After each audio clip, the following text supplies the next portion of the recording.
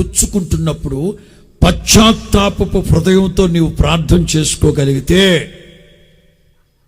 చెప్తాను. సుంకరి పరిసయుడు, సుంకరి పరిసయుడు. పరిసయుడేమో ఓదారంగు బట్టలు వేసుకున్నాడు, ఊపిరాడకుండా బటన్ పెట్టుకున్నాడు.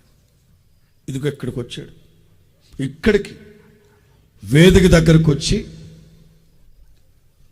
ఆకాశమందున్న యెహోవా, నేను భక్తుణ్ణి, నేను నీతిమంతుణ్ణి, ఓదారంగు బట్టలు తప్ప వేరొక్క బట్టలు వేసుకోను. నువ్వు ఓదారంగు వేసుకుంటే ఏంటి, రామరాజు వేసుకుంటే మాకేంటిరా?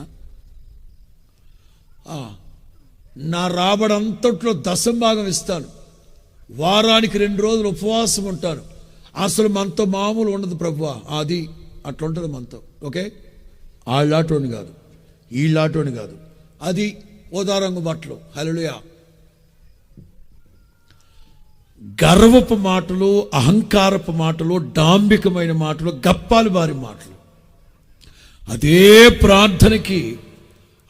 ప్రార్థనకి ఇంకా పాపములోనే ఉంటూ, ఇంకా భక్తిహీనుడిగా ఉంటూ, ఇంకా వ్యభిచారిగా ఉంటూ, ఇంకా సినిమాలు సిగ్గులేని బ్రతుకుతున్న ఒక వ్యక్తి వచ్చున్నాడు. అక్కడ వచ్చాడు. ఒకటి మాత్రం వాస్తవం. చెప్పండి. 2 లేక 3 నా నామములో ఏకీభవి అన్నాడా? వెంటనే యేసు ప్రభు కన్నులు అతను చూసి తిన్నగా అతని దగ్గరికి వెళ్ళి ఏమన్నారు తెలుసా? నీ పాపాలు క్షమించాను, నిన్ను నీతిమంతునిగా మారుస్తున్నాను. స్తోత్రం చెప్పు గట్టిగా. నీ పాపాలు క్షమించాను, నీతిమంతునిగా మారుస్తున్నాను నిన్ను.